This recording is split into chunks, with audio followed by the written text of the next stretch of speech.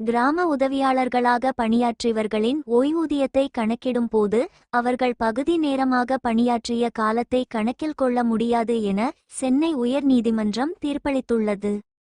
தமிழகம் முழுவதும் கிராம உதவியாளர்களாக பகுதி நேர அடிப்படையில் பணியாற்றி வந்தவர்களுக்கு 1995ஆம் ஆண்டு ஜூன் மாதம் பணி நிரந்தரம் வழங்கப்பட்டது.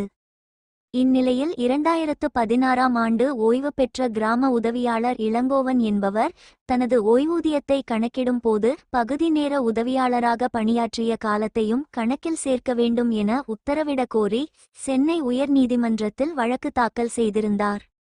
இந்த வழக்கை விசாரித்த தனி நீதிபதி இந்த விவகாரம் தொடர்பாக உயர்நீதிமன்றத்தின் இருவேறு அமர்வுகள் வெவ்வேறு தீர்ப்புகளை வழங்கியுள்ளதை சுட்டிக்காட்டி 3 நீதிபதிகள் அமர்வுக்கு விசாரணைக்கு பரிந்துரைத்தார்.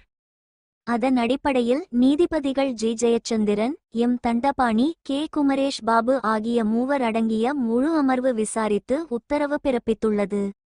அந்த உத்தரவில் தற்காலிக அடிப்படையில் பணியாற்றியவர்களின் பணிக்காலத்தை ஓய்வூதியத்திற்காக கணக்கில் கொள்ளலாம் என்று உயர்நீதிமன்றம் ஏற்கனவே தீர்ப்பளித்துள்ளது.